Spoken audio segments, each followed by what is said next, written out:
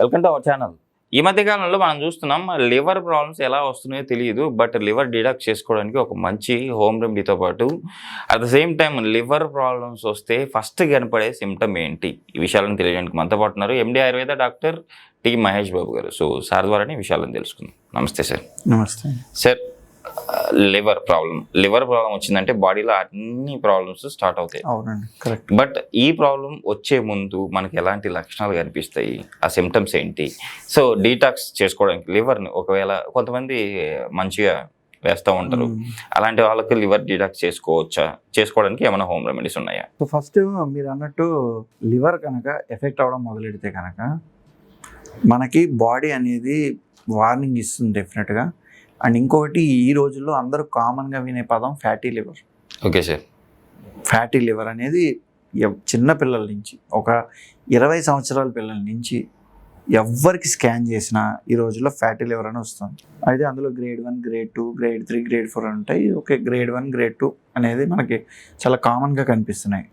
అంటే ఫ్యాట్ అనేది మనం తీసుకున్న దాంట్లోంచి ఒంటికి ఎంత కావాలో అంత తీసుకోవడమే కాకుండా ఎక్స్ట్రాగా ఉన్నది లివర్ చుట్టూ ఫామ్ అవ్వడం అండ్ నెమ్మదిగా లివర్ లోపలికి వెళ్ళిపోయి సెల్స్లో కూడా వెళ్ళడం అనేది జరుగుతుంది. Okay sir.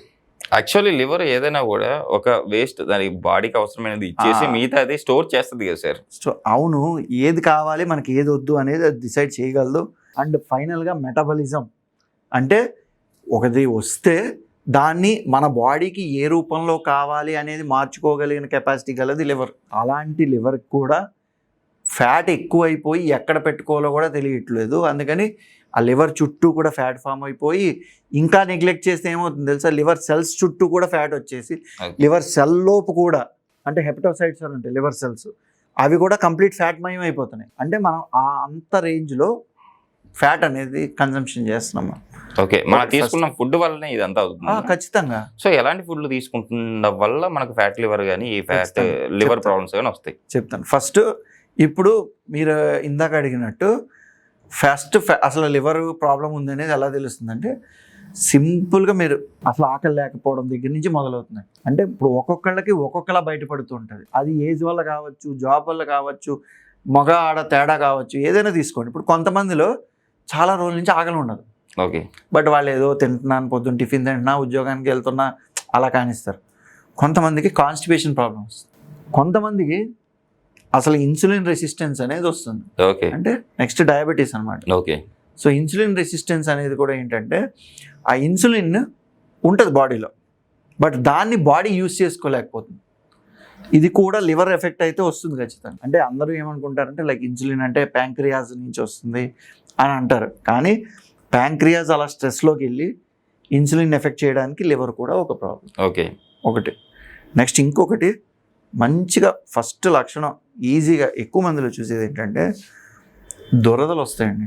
Okay sir. Skin problems వెనకాతలు బాగా దురద వస్తూ ఉంటుంది, కాళ్ళ మీద దురద వస్తూ ఉంటుంది. ఇది ఫస్ట్ అసలు లక్షణం. మీకు ఎప్పుడూ లేనిది రెగ్యులర్గా ఒకసారి ఈ వెనక భాగం బాగా దురద, నెక్స్ట్ మన కాళ్ళల్లో దురద వస్తుందంటే ఖచ్చితంగా ఒకసారి డౌట్ పడాలి. ఓకేనా? అండ్ బాగా వస్తుంది ఇది ఒకటి.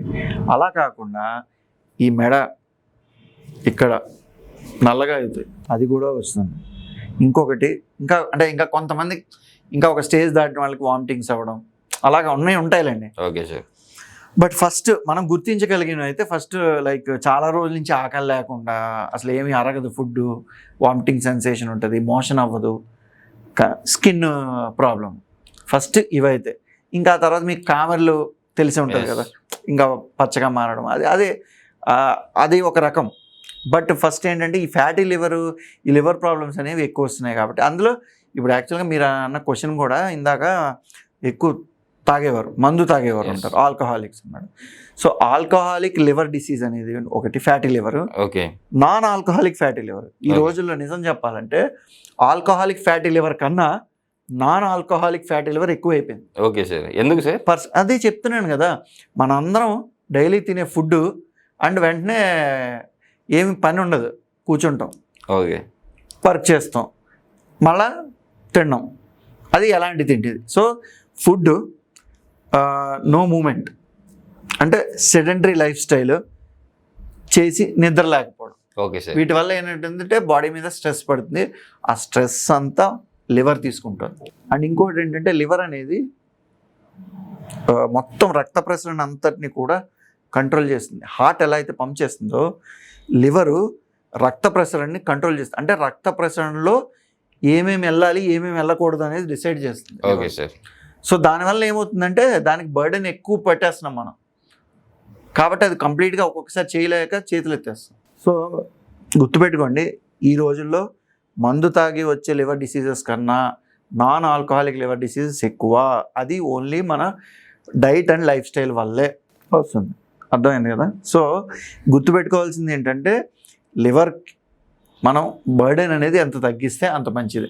అండ్ పర్టికులర్గా మీరు ఫుడ్స్ అడిగారు ఇందాక, అసలు mayonnaise, cheese, pizza, burgers, fries, ఇవన్నీ అంటే ఆయుర్వేదిక్ ప్రకారం ఏం చెప్తామంటే వాత పిత్త కఫ అని 3 ఉంటాయి. దాంట్లో పిత్తాన్ని పెంచే ఫుడ్స్ అన్నీ కూడా ఎక్కువ తీసుకుంటే లివర్ని ఎఫెక్ట్ చేస్తాయి. అందులో ఏంటి, ఫ్రైస్ ఎక్కువ ఉండడం, స్పైసీ ఎక్కువ ఉండడం, అండ్ బాగా స్నిగ్ధ ఆహారాలు ఉండడం. బాగా అంటే ఇంక మయోనీస్ మీకు ఇంక అర్థమవుతుంది, చీజ్ అని. సో చీజ్ ఓవర్లోడెడ్, ఇవన్నీ వాటి వల్ల. అండ్ ఒక రోజుకి కాదు, ఇది కంటిన్యూస్గా రావడం, మామూలుగా తినడం, వర్క్ చేసుకోవడం, ఇంకంతే, ఇంక వేరేది ఏం లేదు. అండ్ లేట్గా పడుకోవడం, దానికి తోడు స్ట్రెస్. సో దీనివల్ల ఎవరి మీద బర్డెన్ పడుతుందంటే లివర్ మీద బర్డెన్ పడుతుంది. ఓకే. సో ఫస్ట్ దీన్ని మార్చుకోవాలి మనం, ఒకటి. ఇంకొకటి ఏంటంటే మనకి వాష్రూమ్, టాయిలెట్ కానీ లెట్రిన్ కానివ్వండి, ఏదైనా సరే ఎమర్జెన్సీ వచ్చినప్పుడు దాన్ని ఆపుకోకూడదు. ఓకే. ఇప్పుడు చాలా చాలా రీజన్స్ వల్ల, జాబ్స్ వల్ల ఆపుతున్నారు కదా, సో వాటిని ఆపకూడదు. ఓకే. ఒకటి. సో ఇంకా మీరు అన్నట్టు రెమెడీ గురించి వస్తే ద బెస్ట్, నేను మనకి బాగా ఈజీగా దొరికేది ఒకటి చెప్తాను. అది కనుక మీరు ఐడెంటిఫై చేసి వాడితే కనుక చాలా బాగుంటుంది. అదేంటంటే గల్జేర్. ఓకే. గల్జేర్ అంటారు, మేము సాంస్క్రిట్లో పునర్నవ అంటాం. ఓకే. సో గల్జేర్ మొక్క వెడల్పాకు ఉంటుంది, ఓకే, చాలా ఈజీగా దొరుకుతుంది. ఓకే. సో ఈ గల్జేర్ మొక్క ఎండబెట్టుకుని పౌడర్ చేసుకుంటే, అసలు దాన్ని ఒక వాటర్లో కలుపుకునైనా తీసుకోండి, లేకపోతే డైరెక్ట్ పౌడర్ కూడా తేనెతో కలుపుకొని తీసుకోవచ్చు. తీసుకుంటే మనకి ఎటువంటి ఇన్ఫ్లమేషన్ అంటే వాపు కానీ స్వెల్లింగ్ కానీ ఏమైనా బాడీలో ఉంటే తగ్గుతుంది.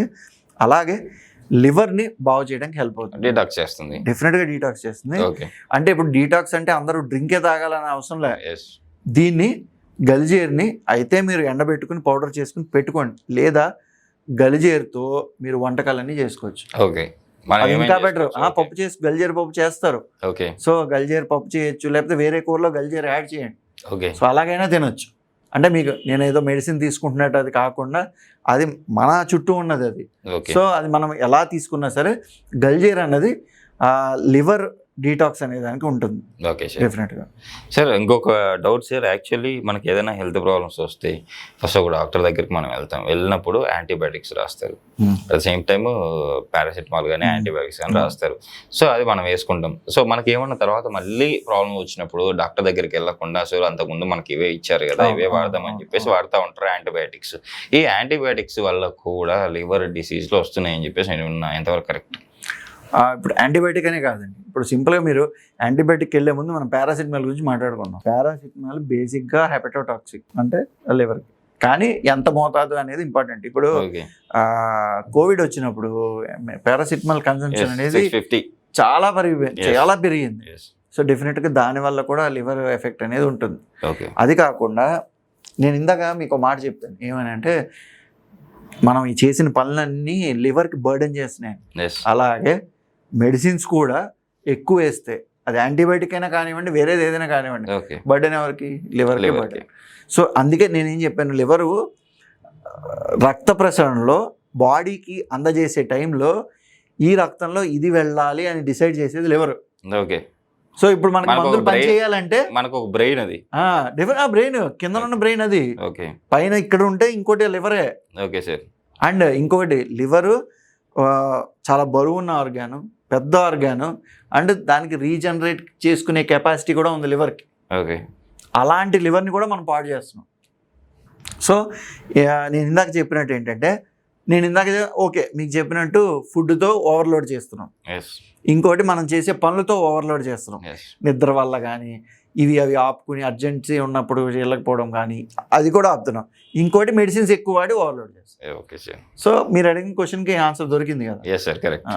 నిజంగా సార్, ఈరోజు మన ప్రేక్షకులకి అసలు మనం చేస్తున్న తప్పులు ఏంటి లివర్ ప్రాబ్లమ్స్ రావడానికి, సో లివర్ ప్రాబ్లమ్స్ నుంచి మనం బయటపడడానికి ఎలాంటి మీరు హోమ్ రెమెడీ చెప్పినట్టు పునర్నవ ఆకు కూరలలో కానీ లేకపోతే అదే పొడి కట్టుకొని రెగ్యులర్ తీసుకోవడం వల్ల కానీ ఈ ప్రాబ్లమ్స్ బయటపడొచ్చని చాలా చక్కగా వివరించారు సార్. Thank you.